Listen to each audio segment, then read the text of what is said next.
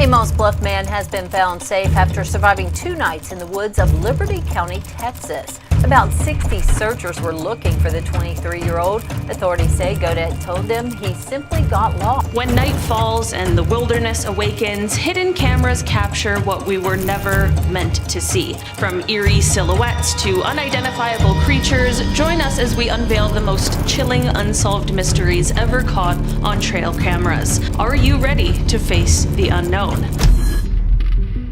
Starting off in our number 10 spot, we have the forest encounter. Being in the woods at night is never not scary. Even if you're an experienced outdoors person, there is just something unsettling about the secrets the woods like to hold. This video is absolutely no exception to that. This video was taken back in 2006 in the Catalonian forest, where 2 men and their families were on a camping trip. I'm not entirely sure what led up to the men taking this video or why they were walking around the forest at night, but regardless of how they got into this position, what happened next is something I'm sure they will never forget. As they walk deeper into this forest, something catches their attention. They see what looks like a mysterious creature on top of a tree branch. As they see the creature, they obviously stop walking and are filming it, scared for what it might be. The forest is of course full of dangerous animals, so it's always good to proceed with caution, but I'm sure these men had no idea just how scary this creature was about to become.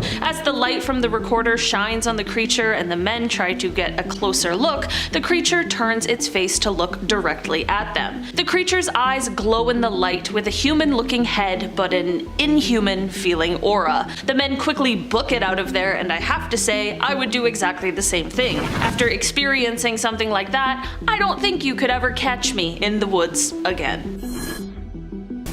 In our number 9 spot today, we have the skinwalker in the woods. This creepy video was posted to TikTok by the user Adrian Montenegro02, and it was supposed to be just a casual video showing a camping trip with their family that they were taking near Monterrey in Mexico. It should just be a nice casual fun family trip, right?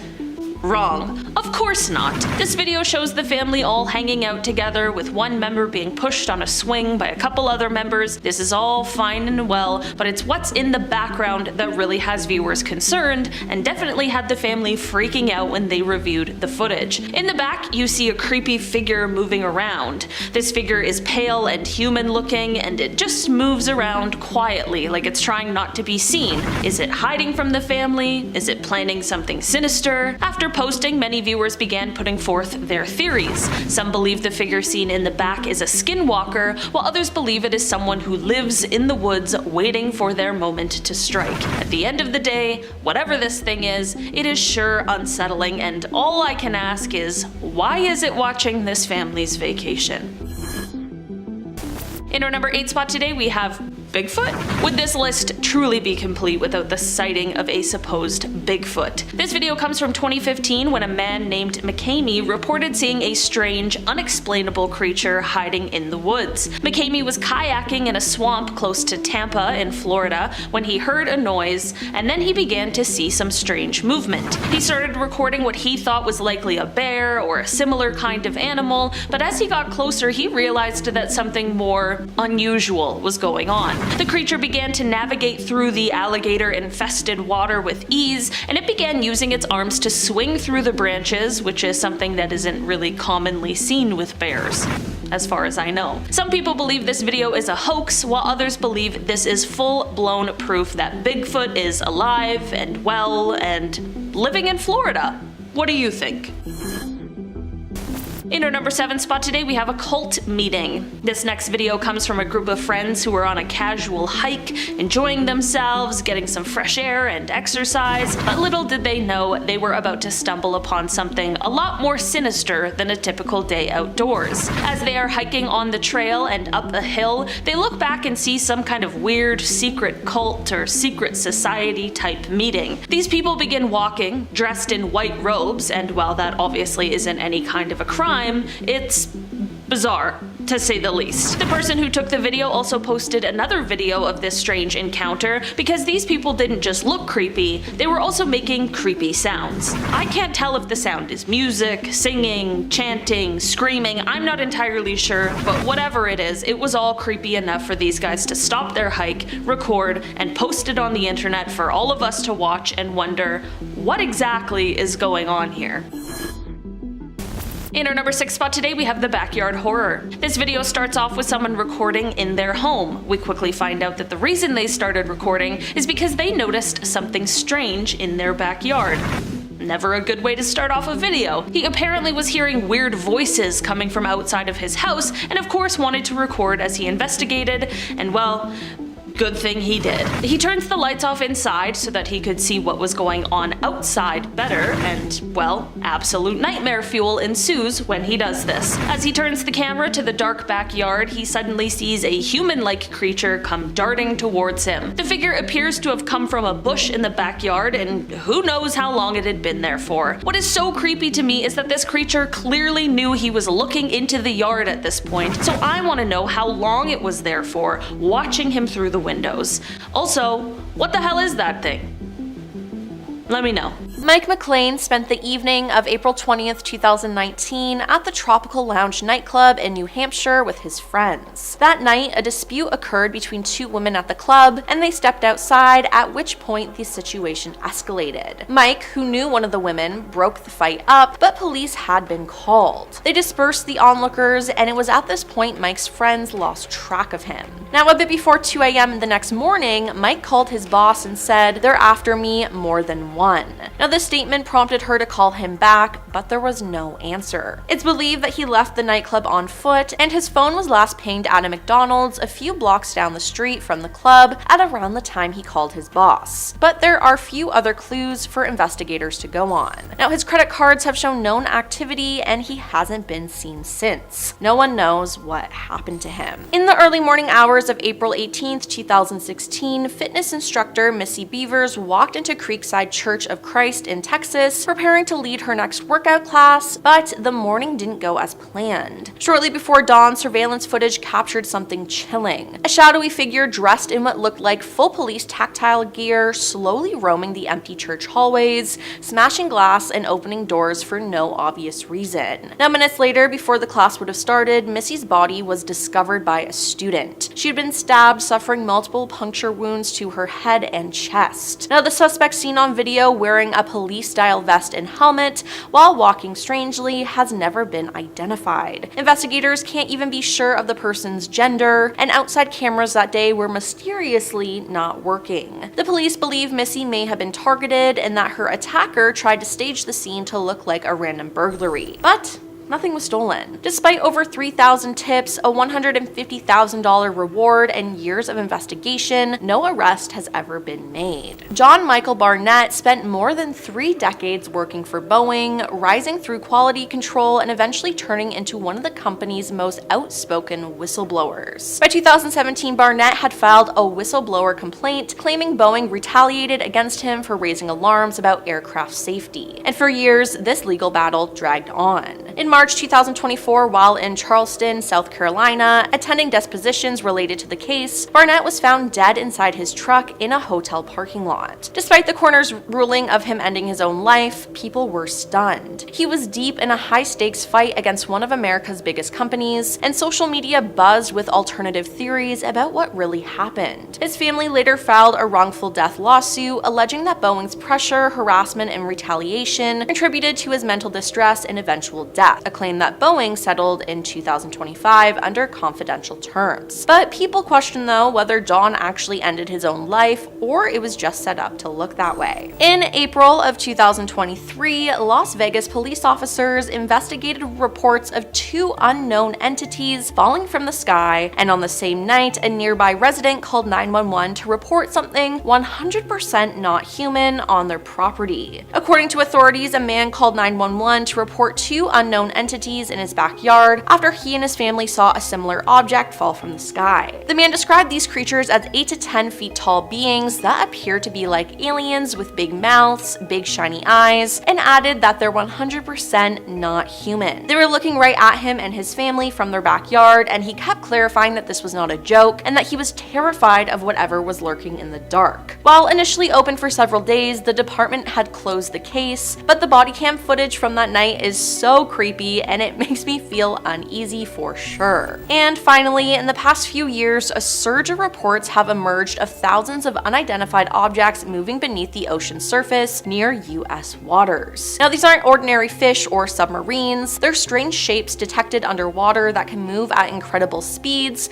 change direction sharply, and even seem to transition between water and air without explanation. Since late 2022, more than 9,000 sightings have been recorded within 10 miles of US shorelines, with hotspots being along the coast of states like California and Florida. Witnesses describe glowing lights beneath the waves, sudden water movements, and objects appearing or disappearing without a trace. Are these sightings just sensor glitches or misidentified marine activity, secret military tech testing in deep water, or something else entirely? I don't know, but I'm freaked out. Well, that's all for our video today. I can't even solve a Rubik's Cube. Actually, I don't know if anyone can you guys? But anyways, while I can't help with cracking any kind of unsolved codes today, I can certainly share with you what I do know about these ongoing mysteries. By the way, please stay tuned till the end to see some bloopers and take a guess in the comments about how many times I'm gonna mess up in this video. First up today, we have the unsolved ciphers of the infamous Zodiac Killer. If you don't know who the Zodiac Killer is, don't worry, because neither do we. What we do know, however, is that the title belongs to a man who went on a confirmed killing spree between the years 1968 and 1969 that claimed the lives of at least 5 people. However, in a message sent by the killer, he claims to have taken the lives of 37 individuals in a killing spree that lasted well into the 1970s. The self-named Zodiac Killer generally targeted Caucasian couples in secluded areas for taking in romantic activity. Beyond that, the Zodiac often taunted police officers and the press, sending in cryptic messages and ciphers to be published in the local newspapers. At one point, the killer even called the police to report one of his own crimes after it had taken place, and while on the phone, he confessed to committing 2 previous killings as well. In total, 4 ciphers were sent by the Zodiac, and of the 4, only 2 have ever been solved. The first to be solved read, "I like killing because it is so much fun." Super creepy. The second, which took 51 years to solve, paraphrases to, "I hope you are having lots of fun trying to catch me. I am not afraid to die because it will send me to paradise sooner, and I have collected enough souls to serve me in the afterlife." Ew. Unfortunately, the 2 other ciphers, as well as the identity of the killer, to this day remain a mystery. Next up, we have possibly the most famous cipher in the world, I guess. It's called the Cryptos, and the cipher is a lot lighter than the last one. Hopefully. I mean, it hasn't actually been solved yet.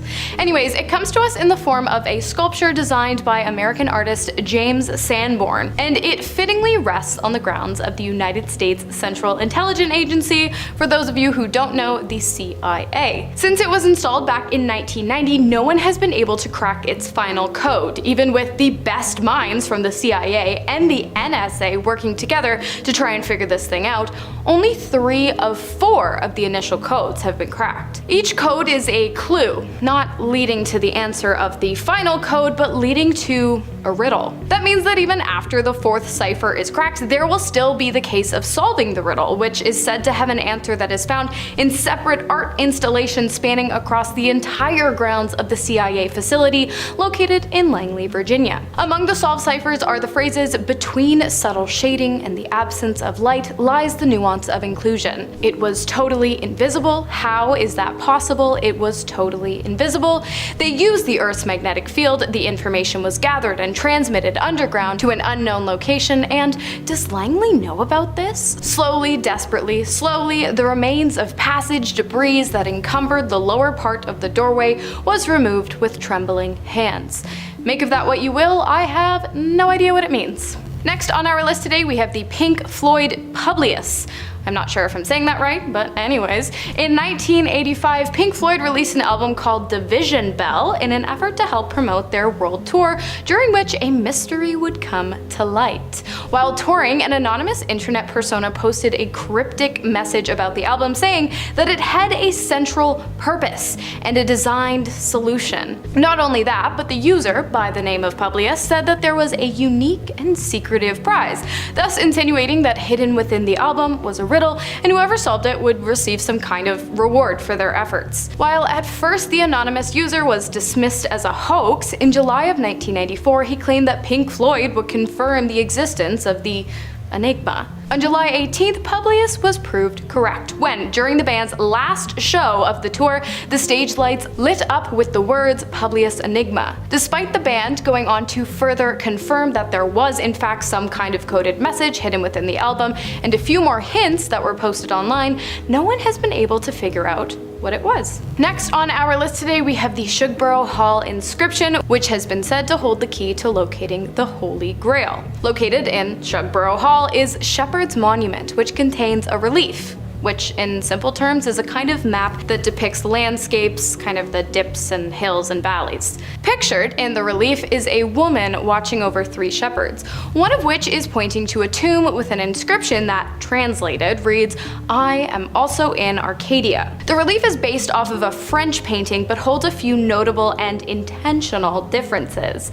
The first being that the image from the painting has been reversed horizontally. The second is that an extra sarcophagus or tomb has been placed on top of the original tomb containing the inscription. And the third is that while in the painting the shepherd pointing to the tomb is clearly pointing at the R in Arcadia, in the recreation he is clearly pointing at the N in the word in. In lieu of a description of the piece, carved on the monument beneath the relief are the letters D, O, U, O, S, V, A, V, V, M. While no one has yet to crack whatever the heck this code means and set out on their own version of Monty Python's quest for the Holy Grail, I personally remain very hopeful that one day we will figure it out and I will live to see a deranged group of historians, one of whom is named Arthur, set out on a coconut-accompanied journey to claim their prize. And if you get that reference, I love you. Next, we are talking about Terry Missy Bevers. On the morning of April 18th, 2016, Terry Bevers, a 45-year-old fitness instructor, had her life taken inside a North Texas church just hours before she was set to lead her 5 a.m. boot camp class. Surveillance footage caught a chilling glimpse of the criminal, a person dressed in riot gear and wearing a helmet, strolling through the church halls long before Missy arrived. This eerie footage shows the figure casually opening doors and even attempting to break into rooms with a hammer, all while wearing a vest marked police. The suspect's strange walk, with one foot pointing outward, stands out as a key detail, but despite this, their identity remains unknown. Missy's body was discovered by a class participant just before 5 a.m. Investigators found no signs of robbery, and her personal belongings were left untouched in her truck. Even more disturbing, a car was spotted circling the parking lot earlier that morning, its lights flashing on and off. As the investigation stretches into another year, the question remains, who was the person in the church and why did they commit this crime? In our number 4 spot today, we have Marilyn Bergeron. On February 17, 2008, 24-year-old Marilyn Bergeron vanished without a trace after leaving her home in Quebec City for a simple walk. The last confirmed sighting of her was hours later at an ATM in Loretteville, where security footage captured her trying to withdraw money. Nearly 5 hours after that, she was spotted at a coffee shop, but then she disappeared. Despite several reported sightings in Ontario, none have been verified. This case has completely baffled investigators, but her family believes that foul play was involved. Just before she vanished, Marilyn had moved back to Quebec City from Montreal, saying she no longer felt safe after something traumatic happened to her there. Though the Quebec City police have kept the case open, her family has fought to have the investigation transferred to the Montreal police or the provincial police, who they believe could make more progress. Could someone have been stalking her, or did she meet her end with foul play? Marilyn's disappearance is a chilling case case that still haunts her family and investigators. In our number 3 spot today, we have Maura Murray.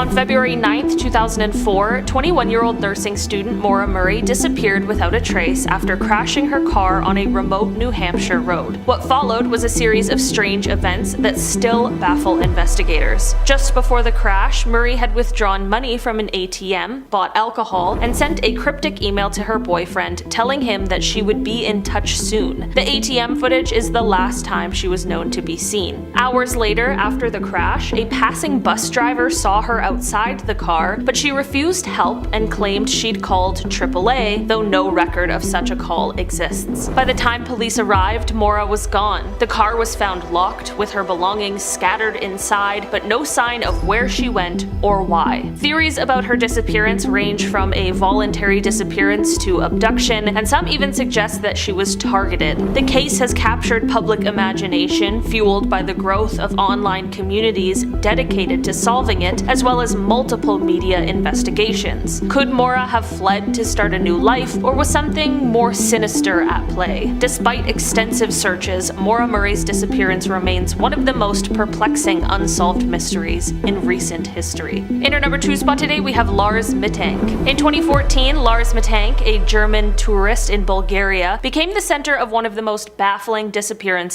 ever caught on camera. After a fight with some locals that resulted in a ruptured eardrum, Lars stayed behind when his friends flew home, but something dark started to unravel in him. As he roamed Varna Airport, his behavior grew increasingly erratic, with security footage showing him anxiously consulting a doctor before becoming convinced someone was following him. In a shocking turn, he suddenly fled the airport, leaving behind all of his belongings, including his passport and his money. The footage captures him running into the nearby woods, but despite extensive searches, Lars was never seen again. What could have driven him to flee in such a panic? Was he truly being pursued, or was his mind unraveling? The mystery of Lars remains one of the most eerie unsolved disappearances. And finally, in our number 1 spot today, we have the Hessdalen Valley Lights. For decades, strange glowing lights have been spotted in the skies above the Hessdalen Valley in Norway, baffling scientists and igniting wild theories. These mysterious orbs, which hover and dart across the night sky, are often seen flickering in bright hues of white, yellow, or red. Sometimes they move erratically, other times they seem to just hang there, still and glowing, defying any logical explanation. Is it some kind of natural electrical phenomenon, like ball lightning? The phenomenon was so consistent in the 1980s that scientists launched the Hessdalen Project to study it, even setting up cameras and sensors to catch a glimpse of the elusive lights on film. While researchers have suggested theories like ionized gases or electrical discharges caused by the valley's unique geography, nothing definitively explains the strange sightings. Could it be that the Hessdalen lights are evidence of alien visitors, or is there an even more bizarre explanation hiding in plain sight? This ongoing mystery, caught on camera time and time again, leaves us questioning what is really going on in this quiet Norwegian valley. There really is no shortage of creepy and mysterious footage taken from security cameras and delivered directly to our screens. But today, we've decided to narrow it down and take a deep dive into just the ones that leave you going, what the f***? First up on our list today, we have the mystery of the Siberian dancing lady. Video footage of the woman first began circulating online in 2019, showing an elderly woman dancing in the streets of Siberia, dressed in traditional Siberian garb. The user who posted it said that they were confused about her behavior, but eventually a stream of comments flooded in, labeling the woman as the Siberian dancing lady and saying that if you were to look the woman in the eyes without first receiving permission, she would chase you down with a large blade in an attempt to end your life. There is a Siberian legend that tells the story of a woman who fell in love with a man from a different village. However, unfortunately, her family disapproved of the union and she was left heartbroken. It is said that when she died, her spirit could be seen roaming along the countryside, dancing and singing mournfully in the night. Those who were unlucky enough to gaze upon her shadow would be met with misfortune and death. In 2023, more video footage of a strange woman dancing in the Siberian streets was posted online. In one, the woman notices that there is someone filming her and begins charging towards them holding a large blade. Many people also claim to have seen the woman and have theorized that she is either mentally unwell or possessed by the devil. Police have also begun to take these sightings very seriously, and incidents have even been reported on the local news stations, who have warned citizens to seek shelter after dark to avoid a run-in with the unidentified woman. Next, we have footage taken from a passenger aboard an American Airlines flight headed to Orlando from Fort Worth. The woman in the video, later identified as Tiffany Gomez, a former Microsoft employee, can be seen having what can only be described as a breakdown. She shouted at other passengers, claiming that a man near the back of the plane was not real, and that the plane would not be making it to its final destination. She was removed from the aircraft and was later captured on police body camera footage inside the terminal of the airport, claiming that the man had told her he had an explosive device. She pleaded with the desk agent and police, begging them not to let the plane leave, saying that once it became airborne, it would blow up. Tiffany later posted an apology video online saying that she was sorry for causing a scene, as well as for using profanity aboard the aircraft, but provided no explanation for her actions or the claims that she made in the video. While the plane was okay, many people who watched the apology video have claimed that the woman apologizing and the woman on the plane were two entirely different people, saying that they look nothing alike. Next on our list today, we have CCTV footage that shows the last known location of American-born Maura Murray, who disappeared on February 9th of 2004. 20 years later, in early February of this year, Maura's sister started a podcast in hopes of regaining traction for her sister's case and possibly putting an end to the mystery of Murray's disappearance. On the day Maura went missing, she packed her car and took to the road without telling anyone where she was headed. She was caught on video using an ATM machine around 3:40 p.m. and then continued on her way. Somewhere along the drive, the 21-year-old was involved in a single car crash and police were called to the scene by a bystander. By the time police arrived, however, just minutes later, Murray was gone. It is unclear whether or not she wandered off into the woods or grabbed a ride from a passing vehicle, but either way, she was never seen again. No one knew where she had been going or why she had decided to pack up her entire dorm room and leave nursing school to head north. While some people believe she left because of a ticket she had gotten for a previous crash or a warning she had received for using a stolen credit card number to purchase fast food, her family heavily disputes these claims, as she never received a ticket for the accident and the charges of fraud were dismissed on good behavior. Her mother and father maintain that she was in the wrong place at the wrong time and that whoever picked her up that day on the side of the road is ultimately responsible for her death. Next up, we have the strange last moments of Lars Matank, captured on CCTV at an airport in Bulgaria. You see, in the summer of 2014, Lars and 3 friends had traveled to Bulgaria and stayed at a popular beachside resort. During their time away, they relaxed, swam, exercised, and often went to clubs. Everything seemed normal until it didn't. On the last night of the men's vacation, they had gone to a local bar to watch a soccer game, and while at the bar, Lars got into a fight with a group of fans for the opposing team. The situation escalated and then eventually de-escalated, but after the game, Lars and his friends group left the bar. His friends stopped for food on the way home. Lars, claiming he wasn't hungry, waited outside. When his friends emerged from the restaurant, Lars was nowhere to be found, and it wasn't until the next morning that he reappeared. Beaten and bruised, he claimed he had been jumped by a group of guys hired by the angry soccer fans from the bar. Due to a ruptured eardrum, he was unable to make the flight home with his friends that day, and he stayed in Belgium. By the evening, however, his demeanor had almost completely changed. He was calling his mother paranoid, convinced the assailants were planning to come back and finish the job. When he was finally cleared to fly home, he made his way to the airport, but before he could get on the plane, he became spooked by a construction worker. He could be heard muttering, "I don't want to die here," before booking it out of the airport without any of his personal items. And that was the last anyone would ever see of Lars. His behavior and disappearance remain a mystery to this day, but I want to know what you guys think. Was he really being hunted down by some kind of hitman, or might the initial blow to the head have caused Lars to slip into some kind of paranoid manic episode? Next on the list is the Jamison family case. In October October of 2009, Bobby Jamison, his wife Sherilyn, and their daughter Madison disappeared from their home in Oklahoma. They were last seen alive on their home surveillance system footage, making trips between their vehicle and their home, packing to leave, in what authorities described as this very odd, almost trance-like state. Their abandoned truck was discovered days later in Latimer County, Oklahoma, with their malnourished dog inside and important belongings like their ID cards, their wallets, phones, a GPS system, and a large stack of cash. The family had been considering purchasing a plot of land nearby at the time of their disappearance. But it wasn't until November of 2013 that the skeletal remains of 2 adults and their daughter were found by hunters in a remote area of Latimer County, less than 3 miles from where the truck was abandoned. The remains were confirmed to belong to the Jamison family. The exact cause of death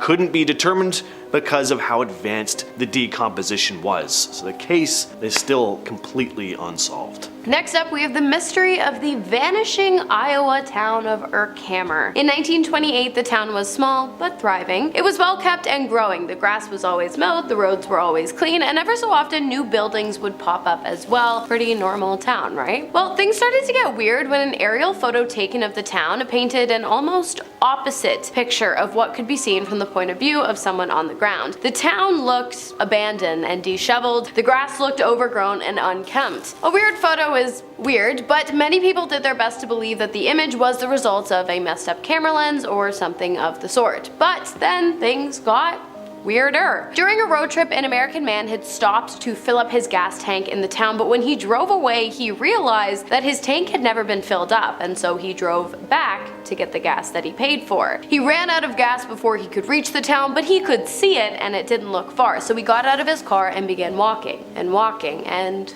walking. He never made it. No one knows what happened to the town. Some believe it chipped away bit by bit, and others claim that it vanished into thin air out of the blue one afternoon. Alright, next we have the case of Jessica Chambers. This one is pretty distressing. So this happened in Cortland, Mississippi. It's still one of the most baffling cases in the state. Just after 8 p.m. on December 6th, 2014, the body of a burning woman was found next to her car, which was also on fire. It was Jessica Chambers. She was still alive and told first responders that a man named Eric, or Derek, had set her on fire. She was rushed to the hospital where she died the following morning from her burns. Now here are the events that led up to her being found. She spent the morning with friends before heading to her mother Lisa's house, where she took a nap. Later in the afternoon, she received a text message and left her mother's house, mentioning that she was going to grab something to eat and clean out her car. Around 5:30 p.m., Jessica was spotted at a gas station,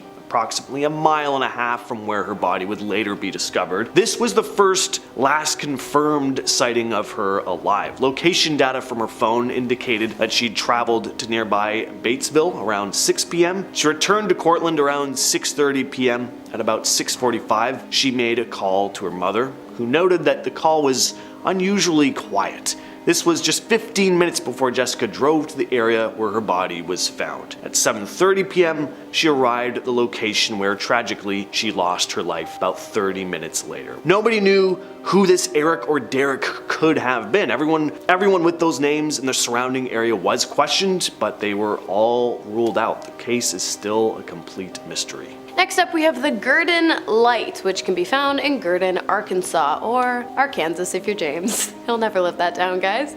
The light appears floating over the town's railroad tracks. It's eerie, ominous, and it glows a bright bluish white and sometimes has a bit of an orange tint. While the light might sound like some kind of ghost story or urban legend, it's actually not. It's a real phenomenon that occurs on a regular basis and that has been witnessed by hundreds of people, and maybe you if you decide to go visit. But still, no one knows why this light appears. There have been, of course, speculative ghost stories. Some people believe that one day, many years ago, a worker was killed on the train tracks and lost his head, and the light is the worker trying to find it again. Others believe he was killed by a co-worker with either a hammer or railroad spike, and some people believe in a much more scientific explanation. Kind of. Underground quartz crystals in the area that are under constant stress cause an electric reaction that results in the glow. Is that true? We don't know. There's not really a lot of scientific evidence to back the scientific theory up, quotations of course. The light is always there, but it's only visible at night. Some people believe it to be swamp fog, but that also doesn't make sense. Whole lot of theories for this one, but no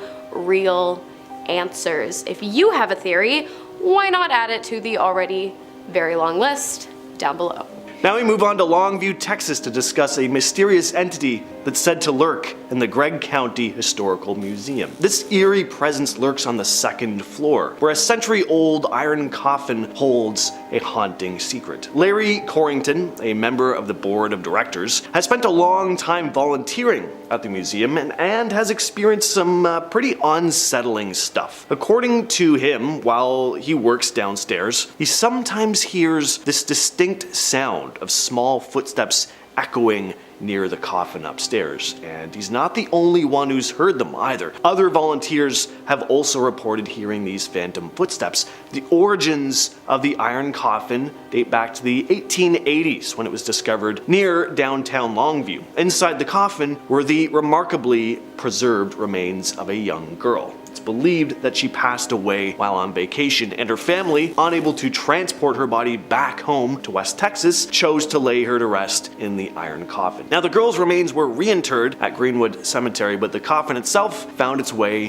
to the Gregg County Historical Museum in 1980, where it's been ever since. Next up, we've got the Well to Hell, located in the back of an old graveyard in Sabattis, Maine. In 1956, it is said that a local boy had been dared by his friends to descend into the well. The young men were in high spirits, making jokes as their friend began his descent into the well. Well, they lowered him down using a rope, but when he reached the bottom, his friends assumed he would call up or yank the rope to signal that he wished to be lifted back out, but there was nothing. Just silence and no sign of movement. Eventually the friends took initiative and dragged the boy back up from the well, but as he emerged from the darkness, he looked like a completely different person. His hair had gone white, his eyes appeared as though they had lost what was human about them. It was like he had aged and completely changed in a matter of minutes, and not only that, but he had gone mad. He was unable to respond when his friends asked him what happened in the well. After the incident, he was confined to a mental institution and he never spoke another word ever again, but he would occasionally scream in terror. What happened in the well that day, no one knows. No one's been able to figure it out, what goes on down there,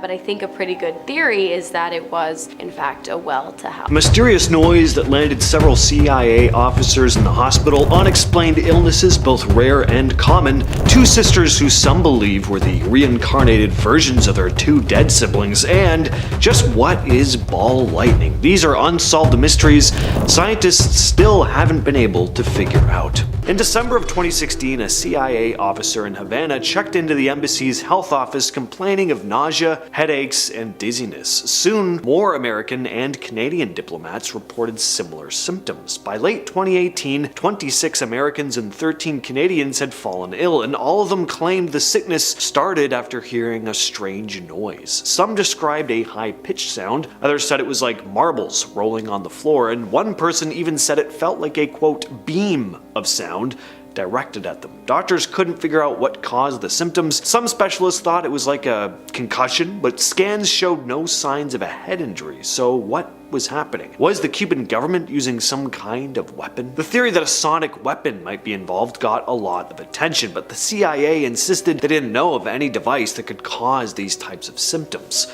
Some said that maybe ultrasound might have been to blame, but the FBI found no evidence of it, and ultrasound is outside the range of human hearing anyway. Things got even stranger when scientists studied recordings of the sound. Two researchers believed it sounded like male crickets calling to each other. The sound was so loud you could hear it inside a diesel truck going 40 miles per hour though. But why would this cause people to get sick? They didn't have an answer. Then in 2018, something similar happened in China. An American diplomat developed the same symptoms. In the end, 15 Americans were evacuated. Was it a weapon, a weird natural occurrence, or just stress playing tricks on people's minds?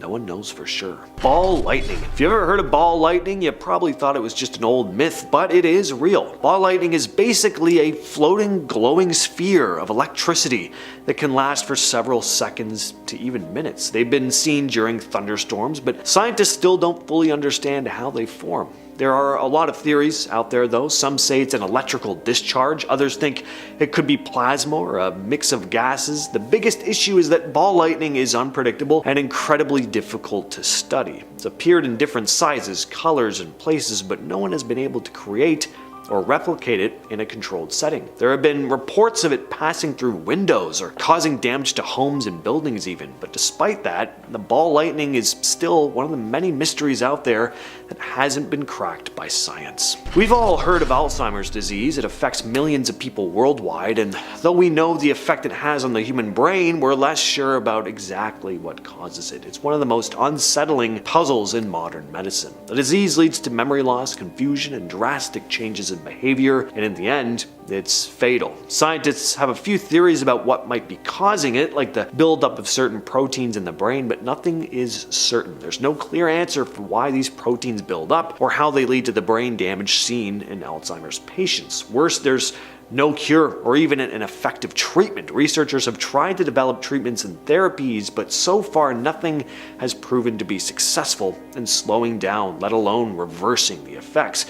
What makes this so terrifying is that Alzheimer's is only becoming more common as the population ages, and without a clear understanding of the disease, it's difficult to make progress in treating it. Between 1917 and 1928, a strange illness called encephalitis lethargica, or sleeping sickness, hit 500,000 people worldwide. Victims seemed perfectly awake, but were trapped in their own bodies. They couldn't move, and their bodies would stay completely still for hours or even days. Some could blink, speak a little, or even laugh, but otherwise they were like statues. Why anyone would feel the need to laugh in that kind of situation is beyond me, but about a third of those who got sick died. The cause of the disease is still a mystery, but one theory is that it could be connected to a rare type of brain inflammation caused by a mutated strain of Streptococcus bacteria, the same bacteria that causes sore throats. It's thought that the body's immune system might have attacked the brain, leaving the person completely helpless.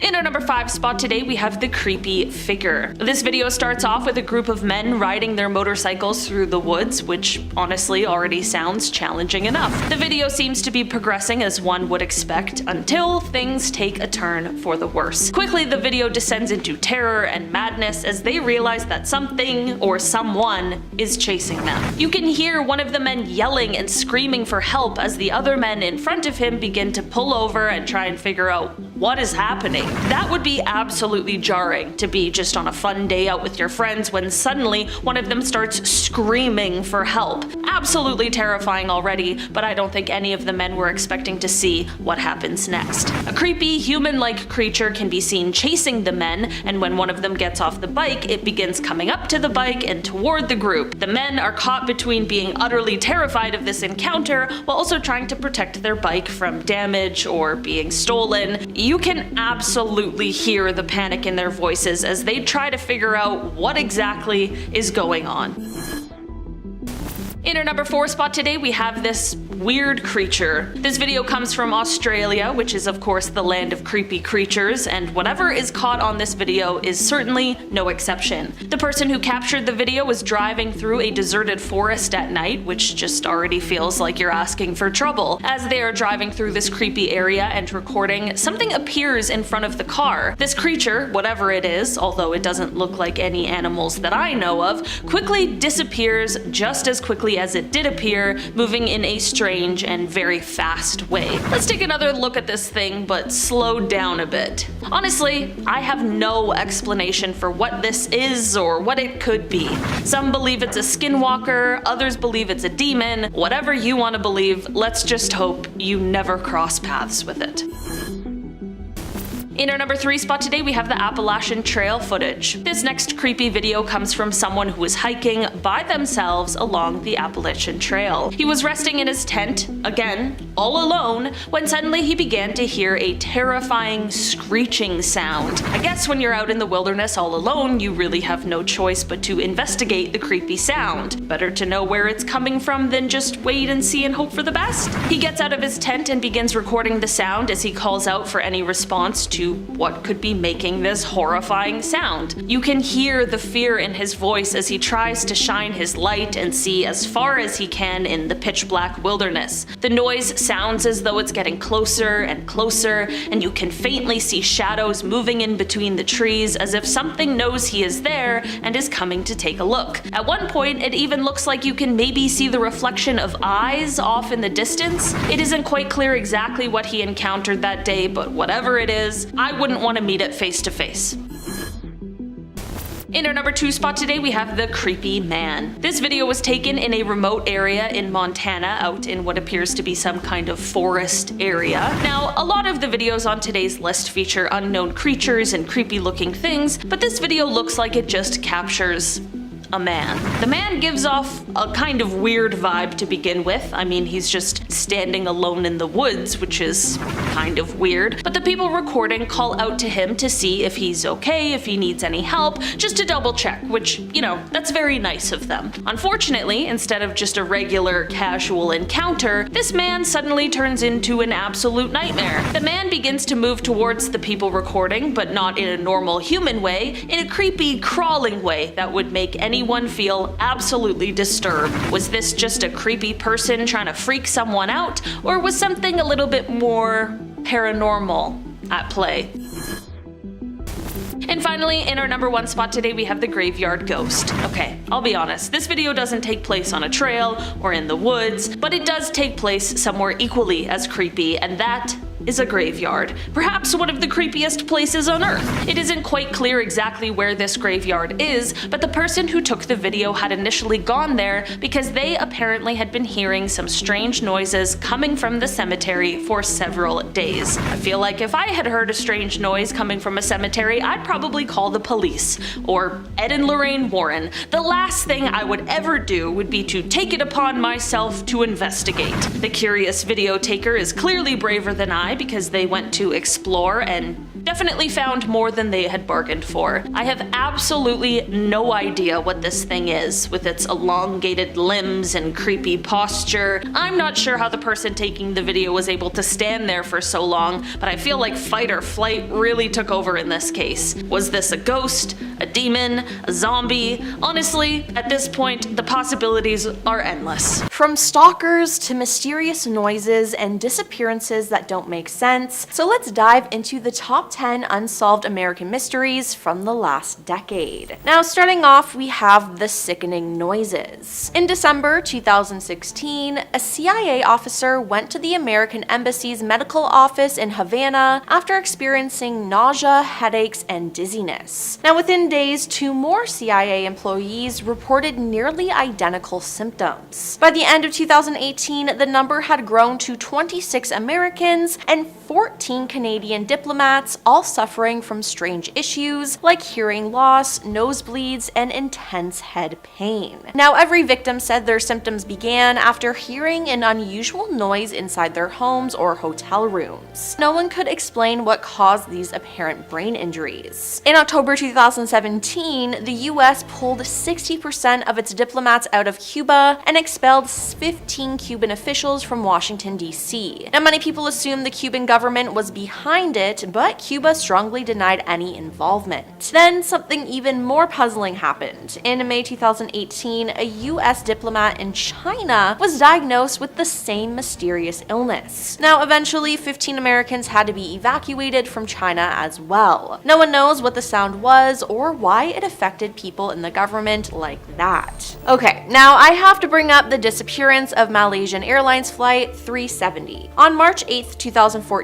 a Boeing carrying 239 passengers and crew members took off from Malaysia at 12:41 a.m. local time en route to China and it just disappeared. Less than an hour after takeoff, the plane's transponder was inexplicably switched off. Radar picked up Flight 370, making a major deviation from its flight plan. A satellite last detected the plane over the Indian Ocean at 8:11 a.m., and it was all just so weird. A multinational search effort was the largest in aviation history, costing an estimated $160 million and covered thousands of square miles of the ocean. Over the next 2 years, 27 pieces of aircraft debris were recovered, many washing up on beaches, but only 3 of them were confirmed to come from Flight 370. So what really happened? It seems like we may never know. Then there's the case of Elisa Lam. On January 26, 2013, 21-year-old Canadian tourist Elisa Lam checked into the Cecil Hotel in downtown Los Angeles. When she never checked out on February 1st and no one had heard from her, the LAPD got involved. On February 19th, 18 days from the last time she was seen, her body was found floating and naked in a water tank on the roof of the Cecil Hotel. Now, her body was found due to hotel guests complaining about the hotel's water pressure. One couple even reported that the water was coming out black and had a bad taste. Now, the last time she was seen was on surveillance footage on the hotel's elevator. The footage showed Elisa acting strange, almost like she was hiding.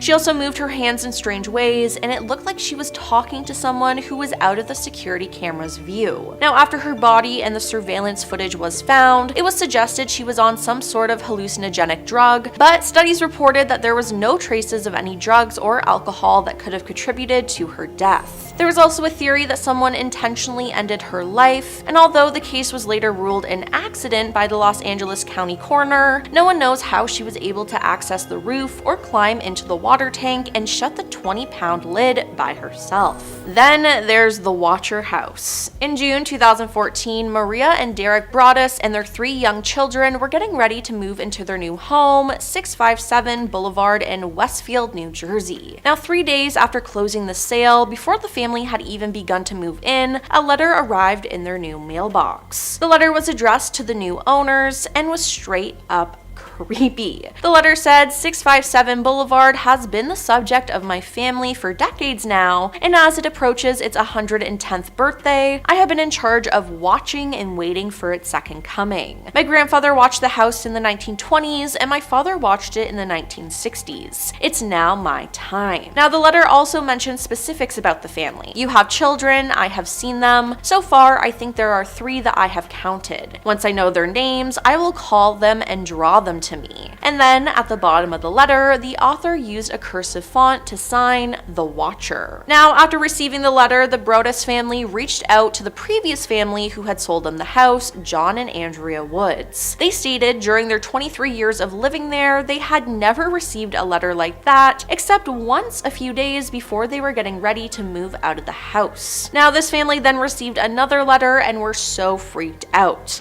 The police couldn't figure out who sent it, so they decided to sell the home, and the Watcher's identity is still a mystery. In September 2017, 19-year-old Kanika Jenkins went to a late-night hotel party in Chicago, and she never made it home. Hours later, her family began searching desperately, calling police and hotel staff for help. Nearly a full day passed before Kanika was discovered inside a walk-in freezer in an unused kitchen area of the hotel. Officials ruled her death an accident, saying alcohol in her system caused her to wander into the freezer and succumb to the cold. But many questions remain unanswered. How did she reach a restricted area without anyone noticing? Why wasn't the freezer locked or monitored? Why were no alarms triggered? Why did surveillance cameras show her wandering helplessly, yet no one came to her aid? And why did it take so long to find her, even after her family reported her missing? Now, my biggest question is, why didn't her friends look for her or take care of her? Now, this whole situation is just so weird, and I remember hearing about this story when it happened, and it still gives me the chills to this day.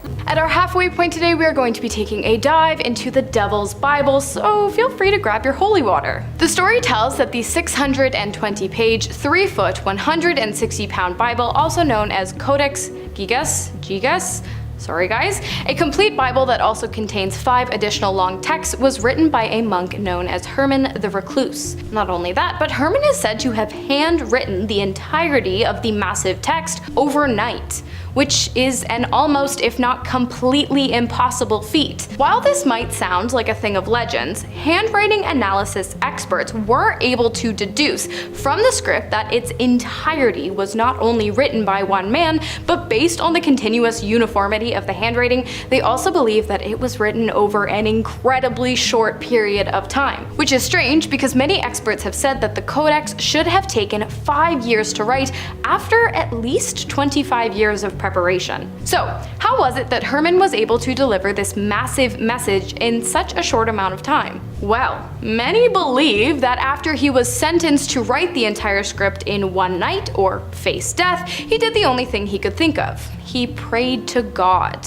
But when God failed to answer his prayers, he looked elsewhere and summoned the devil, who in exchange for Herman's soul granted him with the ability to scribe the intricate texts. While we are able to somewhat read the text, it's written in a few different versions of Latin, historians are still frantically trying to crack the code of just how the hell this thing was written. Next up, we've got the Voynich manuscript, a medieval document written in an unknown language for an unknown purpose. Oh, and the pages are adorned with pictures of unknown plants. Although the manuscript has been evaluated by many historians, linguistics, and cryptographers over hundreds of years, no one has been able to break the code and actually understand what the script is trying to say. The origin of the Voynich, along with the language in which it was written, as well as its date of creation, remain highly disputed and incredibly puzzling. Some people believe that the writings are pharmaceutical practices and that the illustrations show the various plants used in specific medicinal techniques.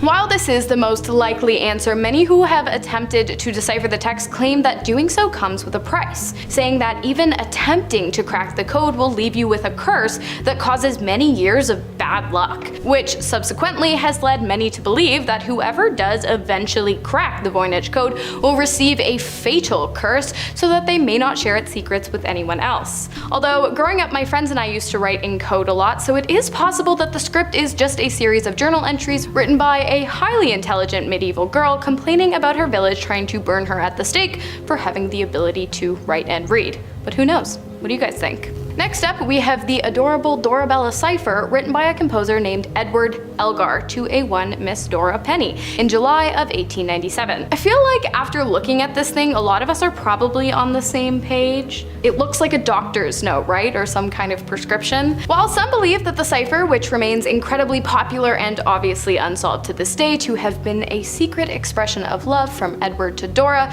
there really is no way to be sure. I mean, there's really not much to go on. Just look at it. There's no key or no code or no ode to a specific language or mathematical pattern. It's just squiggles. Over the years, many experts have attempted to decipher the note, and in 2007 there was even an event held to commemorate 150 years since Edward's birth, in which members of the Elgar Society were called upon to solve the cipher. Unfortunately, and to this day, the strangely coded note does remain unsolved. Next up, we've got the Beale cipher, another incredibly popular cipher that people have been trying to crack for years.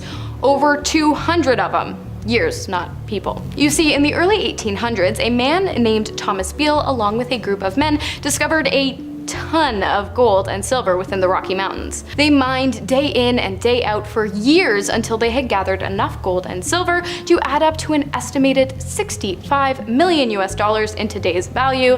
That sounds pretty nice right now. That's a lot of money, and so the men knew that they must come up with a way to protect their treasures and decided to bury it somewhere in Bedford, Virginia. The leader of the group, Beale, then created 3 coded letters containing the location of the precious metals, and he gave them to an inn worker for safekeeping. Years passed and Beale never returned. He was presumed dead, and it was at this time that the inn worker had decided to pass the ciphers on to a wealthy friend of hers, who was able to crack part of the code. They were able to figure out exactly how much gold and silver had been stashed away, which is why we know the answer now, but despite their efforts and the efforts of countless great minds over the years, the location of the Beale and Friends treasure still remains completely unknown. Alright, starting off our top 2, we have Serafini's Uncyclopedia. 2 illustrated books released by Serafini after finding inspiration from the Voynich manuscript, which, if you're paying attention, you'll remember that we talked about just a few points back. Anyways, the works published in 1981 caught the eyes of Douglas Hofstadter, who described them as both grotesque and disturbing, and beautiful and visionary. Of course, we are aware that this assessment was based solely off of the illustrations because, of course, to this day, no one has been able to read any of the pages in either of the two books. While he was still alive, and when questioned about his writing, Serafini said that it was automatic, as though a spirit had guided his hand. While this answer left some people incredibly skeptical and disillusioned at the idea of Serafini's genius, many found this line of logic incredibly and irresistibly fascinating. And finally, we have the D-Day pigeon. For those of you who don't know, I am actually kind of obsessed with the history of pigeons, and every time I get the chance, I will talk about the fact that thousands of years ago, we literally domesticated them and took them from their homes so that they could learn and work from us, and then all of a sudden, pigeon mail became a thing of the past, and we dumped the poor animals on the street, and then we get pissed off that there's a crap ton of pigeons on the streets. So to me, it doesn't make sense, but apparently a lot of people are super unaware of this. So, you know, spread the message. Okay, back to the D-Day pigeon. During the historic event, a blackout took place and radio messaging went down. In an effort to communicate, pigeons were sent out with encoded messages attached to their legs. It seems that one of the pigeons, however, lost its way and ended up stuck in a chimney. A chimney that apparently didn't get much use, as 70 years later, the pigeon along with its note were found during a home renovation. The coded message has baffled experts to the point that eventually they released an official statement saying they had given up. The mystery of the D-Day's unread message remains, and it begs the question, would things have turned out differently had it been received as intended? From strange disappearances to chilling crimes caught on camera, these unsolved mysteries continue to haunt investigators. What happened to Lars Mittang, who vanished after acting paranoid at an airport? Who took the life of Missy Bevers, captured on security footage wearing riot gear? And where is Maura Murray, the nursing student who disappeared after a mysterious car crash? These are just a few of the mind-bending cases that remain unsolved, leaving behind more questions than answers. Starting off this list in our number 10 spot, we are talking about Barry and Honey Sherman. In December 2017, the shocking deaths of Canadian billionaires Barry and Honey Sherman left the world in disbelief. Found in their upscale Toronto mansion, the couple had their lives taken in a chilling and mysterious way, their bodies staged in an eerie semi-seated position by the indoor pool. What makes this case even more baffling is the unsettling surveillance footage captured just days before their deaths. The video shows a mysterious person walking down a sidewalk near their home just around the time investigators believe the crime took place. Though the suspect's purpose in the neighborhood remains a mystery, authorities have highlighted their very distinctive gait. Despite the wealth and prominence of the Sherman family and a hefty $35 million reward for information, no one has stepped forward to solve this chilling case. With no sign of forced entry and few clues, the case remains a mystery. What could have happened in that mansion, and who was the person on the sidewalk? Next, we are talking about Brian Randall Schaefer. On the night of March 31st, 2006, Brian Randall Schaefer, a medical student at Ohio State University, vanished without a trace after celebrating the start of spring break with friends in Columbus. The last confirmed sighting of him was just before 2 a.m. when security cameras outside a bar captured him talking to two women, then walking out of view. But despite extensive footage and a visible exit, Schaefer was never seen again. What makes his disappearance even more baffling is that there was no other publicly accessible way out of the bar at the time, yet he seemingly vanished into thin air. Police have floated several theories, including the possibility that Schaefer was a victim of foul play, perhaps linked to the smiley face serial killer theory, or even that he's living under a new identity somewhere. Adding another layer of mystery, a friend who was with him that night refused to take a polygraph test, definitely raising some suspicion. Did Schaefer really disappear, or is he hiding in plain sight? His case remains one of the most haunting unsolved mysteries in recent memory. Next, we are talking about Chris Jake Moon. In February 1998, 31-year-old Chris Jake Moon, a mother of two, was seen leaving the Oasis Casino in Mesquite, Arizona with several people,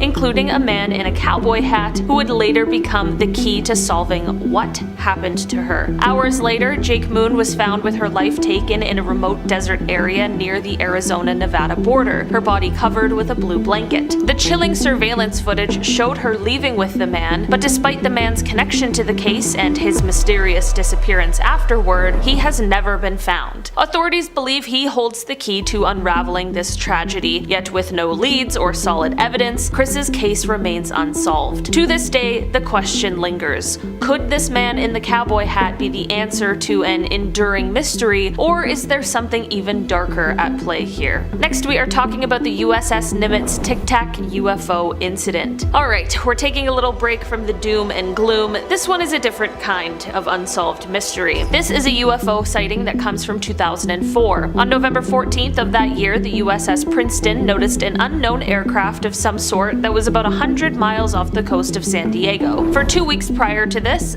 crew had been tracking a strange flying object that would start out at around 80,000 feet before extremely quickly dropping to hover right above the Pacific Ocean. Commander David Fravor and Lieutenant Commander Jim Slate went over in 2 fighter jets, and when they arrived, they saw what at first appeared to be churning water while there was an oval shape just below the surface. After this, a white oval-shaped object appeared above the water, but it had no markings on it, like no windows, nothing that would indicate an engine, no wings, and the infrared monitors on the jet didn't pick up any sort of exhaust. The commander and lieutenant commander tried to intercept this strange aircraft, but it very quickly flew away and reappeared on the monitor 60 miles away. And when I say quickly, I mean it was moving at 3 times the speed of sound and over twice the speed of fighter jets, so faster than any kind of technology we currently have. We still don't know exactly what it was, but it was certainly beyond our current capabilities. Next, we are talking about Elizabeth Liz Barraza. On January 19th, 2019, Elizabeth tragically had her life taken in her own driveway in Houston. The 29-year-old was setting up for a garage sale when a mysterious figure approached and fired 4 shots. The chilling moment was captured on a neighbor's security camera, but despite the footage, the killer remains unidentified. The footage, however, only shows a shadowy figure, too vague to identify if they were male or female. Even more haunting, the suspect may have been disguised, wearing a wig, tall boots, and a long jacket. Before the crime, a dark-colored Nissan Frontier truck was seen circling the neighborhood, and investigators believed the driver was waiting for Liz's husband, Sergio, to leave for work. Once he did, the truck parked nearby, crime took place, and then they returned afterward to confirm the deed was done. The video captures Liz's final moments.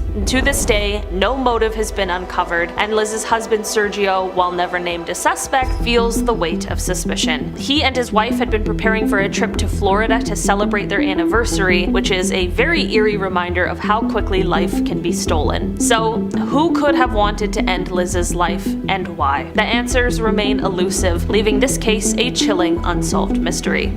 Next up, we have 3 incredibly strange videos captured on home security cameras that might just give you nightmares. These videos were shared to social media platform TikTok by Mandy, a mother of 2, who became incredibly disturbed after her Ring camera alerted her to movement taking place outside of her home. In the video, you can clearly see the shadow of a person standing to the right side of the camera, but what's really creepy here is the audio. In an almost witch-like voice, the figure says, "Let me in," before it begins scratching on the door and trying to open it. After the incident, Mandy began to monitor her cameras much more closely, and to her dismay, a few nights later she saw a figure in a black hood lingering outside her shed. And a few days after that, the same figure was seen lurking around the premises of her home and standing directly under the room in which Mandy, at the time, would have been consoling her sick child.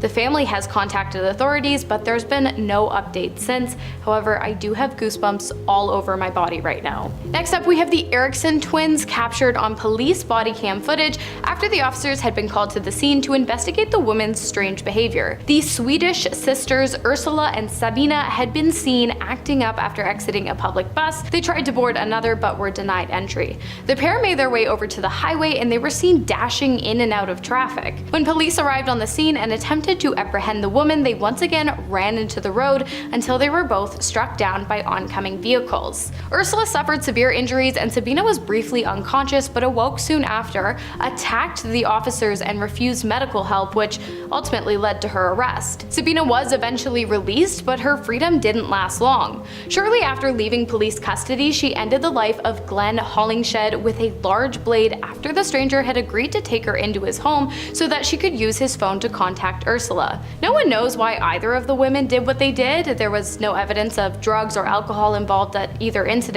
but some have speculated that the twins might have suffered from something called shared psychosis, a rare disorder in which a delusion is shared by two or more people in a close relationship. But what do you guys think? For this next one, we're keeping things somewhat light with a video of an unknown man showing off his leg strength in the province of Shaanxi, China. In security footage captured by the city of Linfen, the man can be seen delivering a powerful kick to one of the concrete columns lining the bridge that he had been walking on. The column, attached to all of the others by a metal chain, falls into the water and then begins dragging the rest down with it. The man who delivered the blow stands back and watches before fleeing the scene. It's unknown why the man decided to kick the column down in the first place, whether or not he knew what would happen or whether or not he was arrested. However, I think we can all agree while vandalism is bad, the domino effect of the columns was pretty satisfying to watch. Next up, we have Peter Bergman, also known as the man who didn't exist. In 2009, the man, presumed to have been in his 50s or 60s,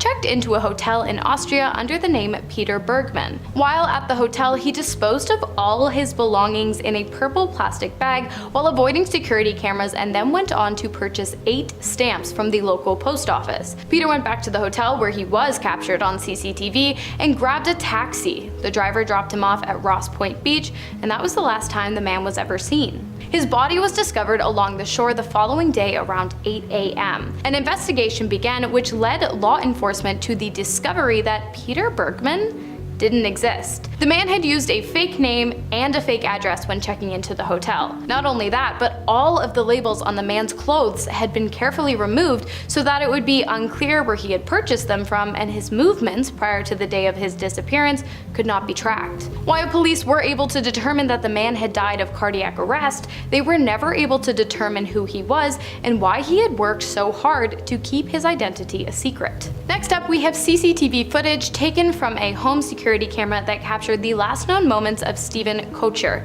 before his disappearance without a trace on December 14th of 2009. Stephen had called his friends just 2 days earlier to inform them that he had left his home in Utah to visit Las Vegas, Nevada. However, based on the CCTV footage, his last known whereabouts was Henderson, which is about a 30-minute drive from the Las Vegas Strip without traffic.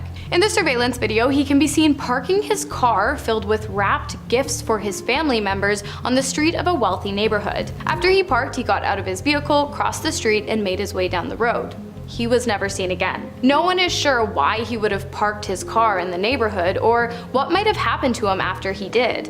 His cell phone signal was picked up at various locations several miles away from where he left his car, but after 2 days, the signal died and the trail was lost.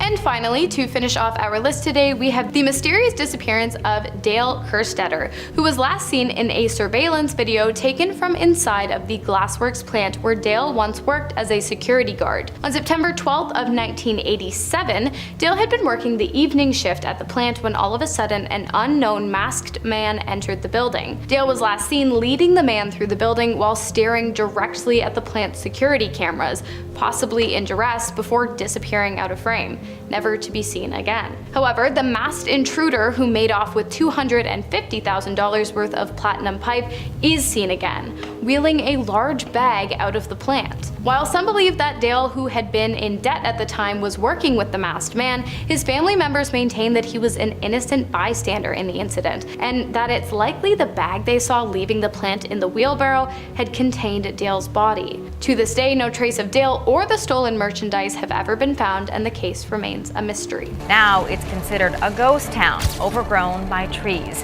but it's really empty. Michigan State Police tells us the woman was in her 20s when she walked away from family and never returned. America, we're coming back at you right again. We're coming for you. More small American towns, this time with secrets, unsolved mysteries. Yeah. We're on the case. We're not actually going to solve anything. We're just bringing you the information about But maybe you can solve them, and if you do, you know what to do. Exactly. And we're starting off the list with the town of Holman in Wisconsin. This small village has a story about one of the wildest cryptids in the United States, the man-bat. Unfortunately, it's not Batman. This is a large, half-man, half-bat looking creature, far less friendly. Actually, there is a man-bat in the actual Batman. It's a bit more like that, the villain, the scary monster guy. So this story goes that on a September night in 2006, a father and son had a terrifying run-in with what they described as a man-bat while driving down Briggs Road at night. Traveling in their truck, the pair spotted a massive figure hurtling towards them in the darkness. The father swerved to try and avoid colliding with the thing, and the creature abruptly changed course, flying up into the sky with a piercing shriek. Now, immediately afterward, both men were overcome by this sudden and severe illness, forcing them to pull over and vomit. Now, some say that has something to do with the creature. I don't know, it was maybe emitting something into the air. I just think they saw something really wild and it was overwhelming. I'd probably be barfing after seeing something like that.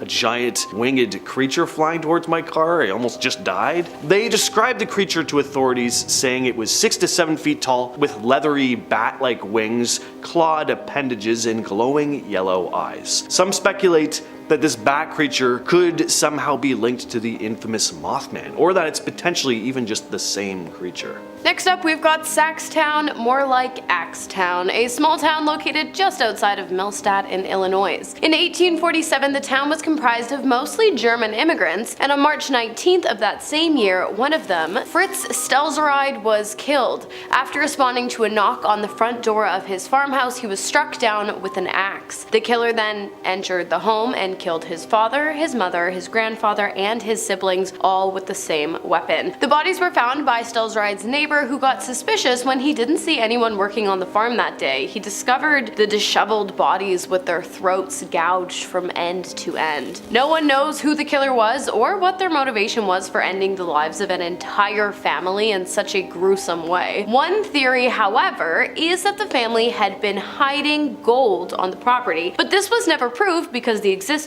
or the absence of the money was never proved. Another theory is that a family member did the killing so that they would become the sole heir to the inheritance, a theory backed by the fact that after the killings, the one remaining member of the family who had not been on the farm that day, as far as we know, fled the country and changed his name. But again, if someone is targeting Stelzerides, it's probably best not to be one, so his logic could come from somewhere else. Moving on to Woodland Park in Teller County, Colorado. Now, we have a very unsettling and tragic case involving a young man named Joshua Maddox. So in 2008, a man named Chuck Murphy was demolishing his old wood cabin when he came across something incredibly disturbing. It was the remains of Joshua Maddox, a young man who had been missing for 7 years at that point. He'd been stuck in the chimney. Now, it's pretty obvious that he died in the chimney, but there's always been this mystery as to why he was in there in the first place. Joshua was last seen alive in May of 2008 when he left his family's home to take a walk, but he never returned. Joshua seemed to have vanished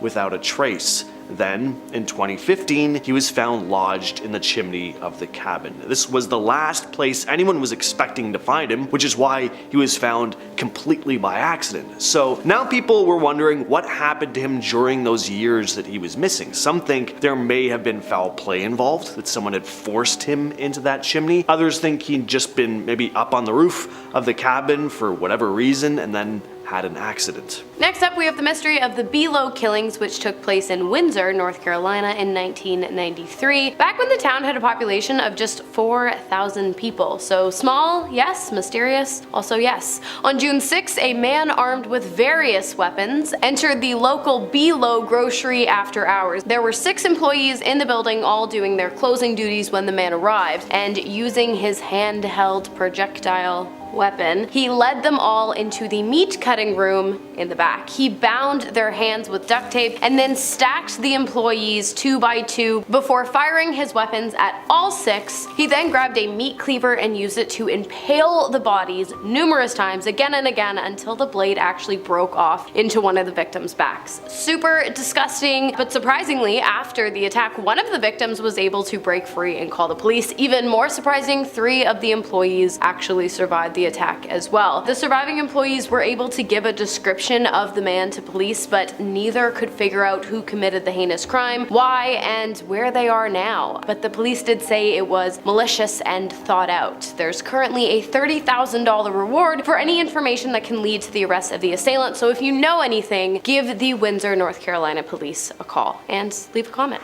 Next up, we have something that's baffled scientists for years, the missing baryon problem. You might be wondering though, what exactly is a baryon? Baryons are particles like protons and neutrons that make up the core of atoms. Here's the issue. According to calculations, there should be far more of these particles scattered around the universe than we actually detect. Problem is, scientists can't find them. They know they're out there somewhere, but the question is where?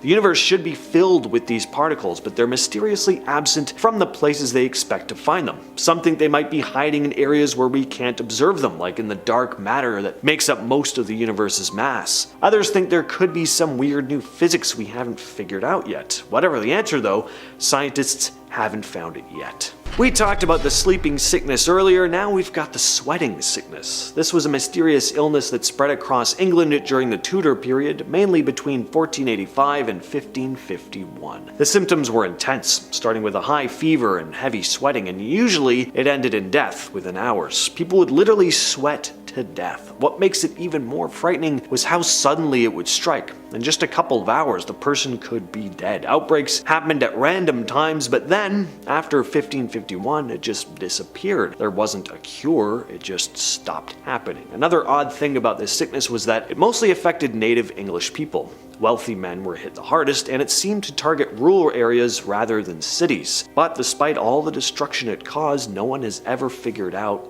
what caused it. The Min Min lights are a strange phenomenon seen in the Australian outback, with reports dating back even before European settlers arrived. The lights are usually described as glowing, fuzzy, disc-shaped orbs that hover just above the horizon. Most of the time they're white, but some people say they've seen them change color, red, green, and back again. They can be bright enough to cast shadows, but in other cases they're much dimmer. They're usually seen in areas like Channel Country and Yunta, South Australia, and they've been part of Aboriginal folklore for years. Over the years, more and more sightings have been reported, stretching from New South Wales all the way up to northern Queensland. What makes these lights especially strange is how they seem to move. Some people say the lights follow them, or come close only to disappear, then reappear later. There's even a spooky part of the story that says anyone who chases the lights will never come back. Scientists have tossed around a few ideas to explain the lights, but again, nothing definitive.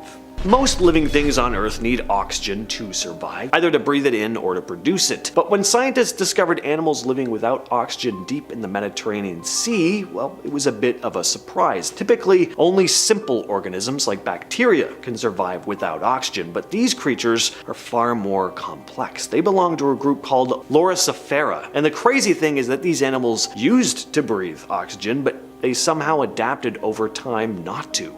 As the oxygen in their environment depleted and was replaced by salts, they just found a way to deal with it. Scientists still don't fully understand how these creatures evolved like this. It kind of makes you wonder whether we really are the pinnacle of evolution after all. One of the biggest mysteries in science is why there's more matter than antimatter in the universe. First off, what's the difference between the two? Well, matter is everything around us, atoms, molecules, basically the stuff we're made of. Antimatter, on the other hand, is the opposite. It has the same mass but an opposite charge to the particles of matter. When matter and antimatter meet, they destroy each other. So if the universe started with equal amounts of both, they should have annihilated each other and left nothing behind. But clearly that's not what happened. We have stars, planets, galaxies, and people all made of matter. Antimatter is much more rare. Scientists have been trying to figure out why there's this imbalance for decades. One theory is that right after the Big Bang, tiny differences in how matter and antimatter behaved could have led to a slight excess of matter. Over time, that extra matter formed everything we see today, but that's just one theory.